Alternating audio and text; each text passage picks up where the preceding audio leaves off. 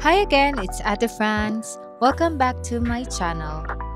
Today, mag-unboxing tayo dahil bumili lang naman tayo ng bagong camera.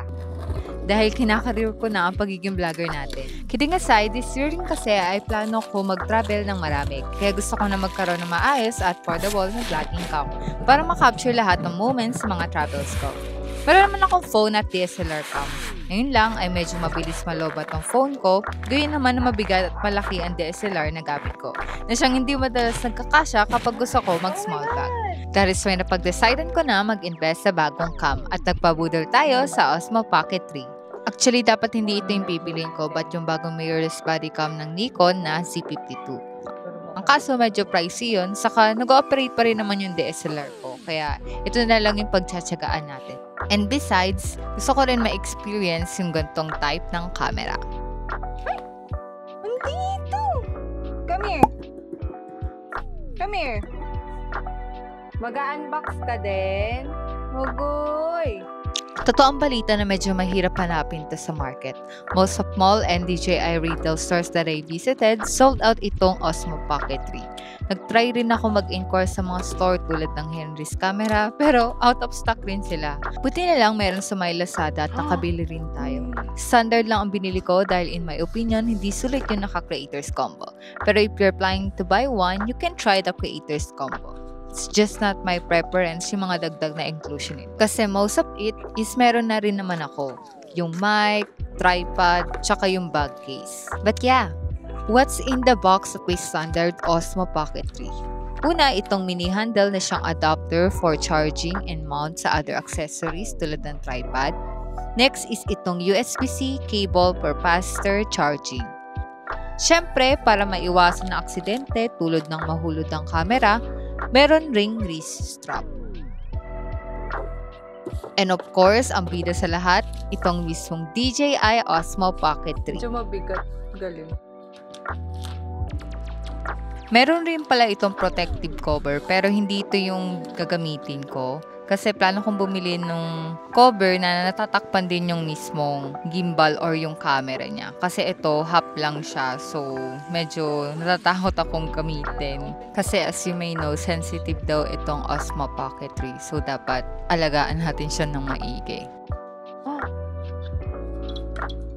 Oh, na-open ka! Lagay natin siya.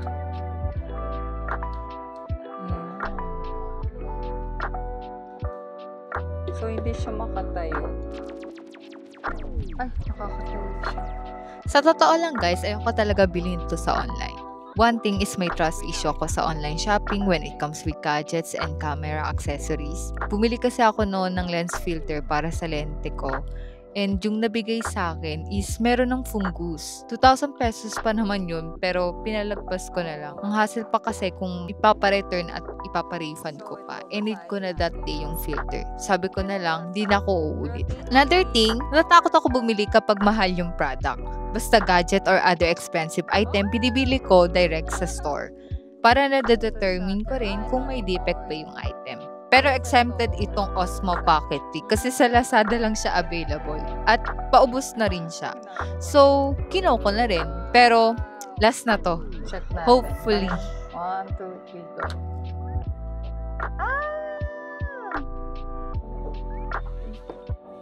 May nakalagay dito. I-download daw natin yung DJI Mimo. Ito yung sinasabi ko na meron na akong tripod. Medyo mahaba nga lang siya kasi for DJI RS4 gimbal. Haba. I think kung meron ka naman ng tripod, hindi mo na siguro need na bilhin yung naka-creators combo para makatipid ka na rin. So, ito na yung video niya. Super smooth dahil may built-in gimbal ang Osmo Pocket 3. Hello! So, wala pa akong SD card kasi nakabili ko pa lang sa Lazada and by Monday pa or bukas pa ata makukuha. So, check na lang natin bukas kung ano magiging option dito. But yeah. The next day, numating na yung parcel ko na naglalaman ng micro SD card. Ang binili ko pala is yung SanDisk Extreme Pro 512. This is around 3,000 pesos. Suggestion ko para hindi masayang ang pera nyo is bilhin nyo na rin ang SanDisk Extreme Pro. Kasi as I research, ito lang ang pinaka-compatible na SD card for Osmo Pocket 3. What if iba ang binili ko? Yung Ultra or yung regular lang? Ang mangyari po kasi may lalabas na error message sa screening no, such SD card writing speed slow. So, kaysa mainis kayo na laging nalabas yun, ito na yung bilhin nyo. At malaki rin naman ang storage niya. Another day is dumating na rin yung sunod ko na parcel. Super gastos ko ba? Pasensya na. Bumili lang naman ako ng dagdag na accessories for my Osmo Pocket 3. This is to upgrade our gears and video output. I got a lens filter and anamorphic lens from K&F Concept. Also a protective case and magnet mount sa Sunny Life. Itong magnet mount is ang purpose lang naman ito is to make it sa mga metal surface. Okay ito if ayaw nyo mag-tripod at ididikit nyo na lang sa pader. Basta ba ay namamagnet.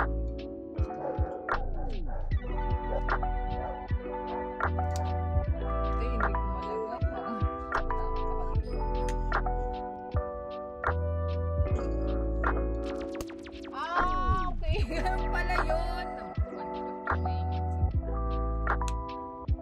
Hindi ka mo kung masira. Test. No, di dumidikit. Ay, dumidikit. Hindi lang pala yung stain. Ayan.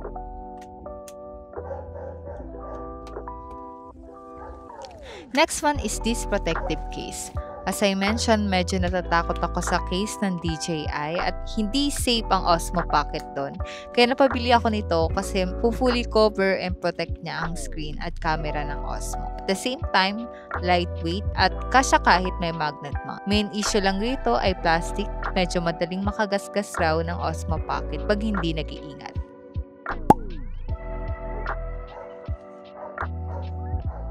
Next one is this anamorphic lens na galing sa K&F Concept. Super fan talaga ako ng mga camera accessories ng K&F Concept kasi super versatile ng mga products nila. Inside the box, may microfiber cloth, pre-screen protector for Osmo Pocket, and yung lente mismo.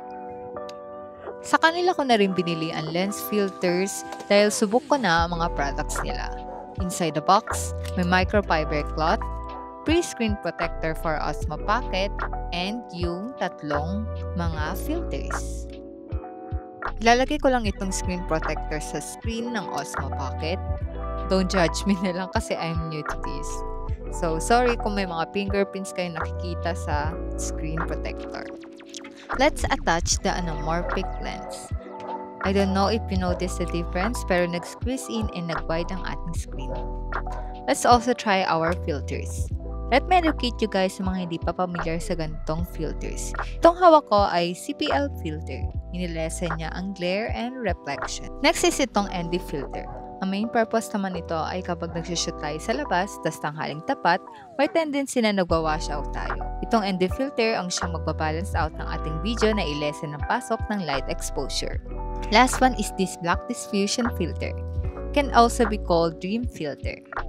This is because it helps soften and diffuse the light which provide organic feeling on our video or on our image.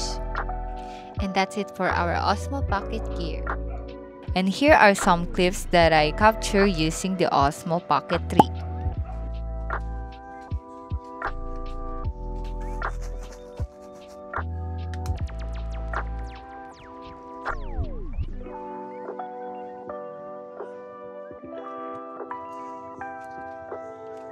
Now, I'm testing out the different lenses and filters that I bought. Yung CPL. Ito yung output niya. ND filter. Touch natin. Ayun o, dilim. Pero, dahil naka-auto tayo, nandiyan siya. So, yan. Yan yung super light. And, syempre, adjust natin. Block diffusion din. Para na, yan. Para ma-soften yung image quality. Ano, thick lens. Medyo makapal siya. Ito yung before. Then, attaching it. Ito yung after. See the difference, guys. Naging cinematic. Tsaka nag-iba yung kulay. Siguro dahil nga yun sa anamorphic lens. Ito ang ating sample clip kapag naka-squeeze pa rin ang ating clip na naka-anamorphic lens. Salad. Main course. Ito na yung ating breakfast. Then here naman kapag naka-squeeze na. Baka hindi na ako mag-dinner. Charot. Kain tayo. Mabuti, guys. So here's our foods for today.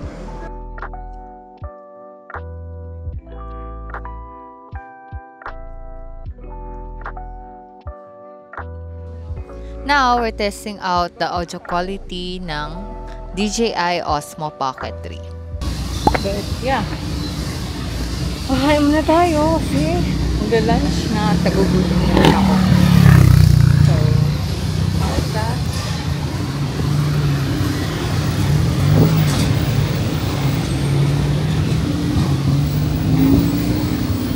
Then here naman kapag naka DJI Mic Mini tayo. Nandito ako ngayon sa Nono's Comfort Kitchen Bakery. Kakain lang tayo dito kasi lunch na. And at the same time is kakagaling ko lang sa hospital. Pero babalik ako ulit sa Commonwealth Hospital kasi may follow-up check-up tayo the afternoon. Mapapacheck lang natin ang ating kalusugan kasi we want to stay healthy and iwas sa mga sakit. And since mahaba na rin itong video, kaya dito na natin tatapusin. Ibago ka pa lang sa channel ko, don't forget to subscribe and like this video. You can suggest content na gusto mong gawin natin in the comment section below. Kasi gagawa pa tayo ng maraming videos na panonoorin mo. I'd like to start a long travel vlog and maybe art tutorial soon. Pero travel vlog lang muna ang mapapromise ko dahil medyo busy pa tayo sa work. Pero hopefully soon, I'll share my knowledge to you since sobrang tagal na nating hindi nakakapag-art tutorial. So, ayun lang muna guys. Thank you for watching. See you on my next vlog. Bye!